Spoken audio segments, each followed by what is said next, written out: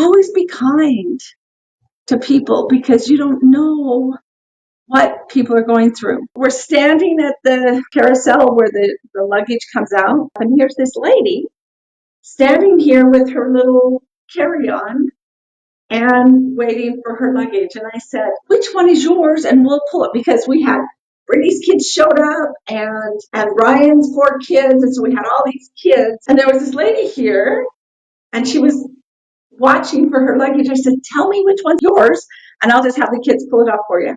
And she said, okay. So we found her luggage and came over and she was just standing there. I said, we can help you pull out. I said, are you coming home or are you visiting? She says, oh, I've been in Tennessee and I am coming home because I live here. I said, where do you live?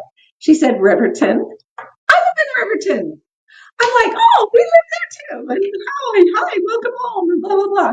We chit-chatted back and forth. We got her luggage, and we got everybody's luggage, and she went out, and I said, well, do you have a car here? She goes, no, I'm going to Uber. Now, this is a Provo airport. It's about 40 miles to Riverton. And I said, well, what is your name? And, we chit-chatted back and forth. And I said, Brittany brought a van, Sean brought his truck, and Tom has an Armada, which has 8 seat belts in it.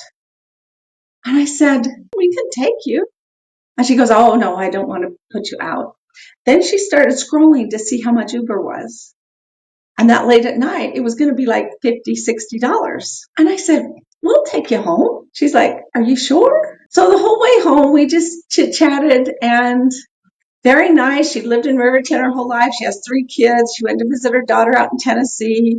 And her husband had passed away in 2022. So she'd been visiting her daughter and her grandkids. She was going home to an empty house and she had only been alone for a couple of years. I don't know why I started talking to her. I don't know why she lived in the same city as me. I don't know why we offered her a ride, but Heavenly Father does. I don't believe things happen because of coincidence. I believe Heavenly Father put her there to not be so lonely, to go into that lonely house after she'd been gone 2.5 weeks visiting her daughter. I believe I am a messenger. I believe you are a messenger because you help me when I'm down. So my thought for you today is listen when you get that feeling that you should say, hey, what's your name? Hey, do you need help with your luggage? Open your ears. There's thoughts there. Open your brain. Open your heart.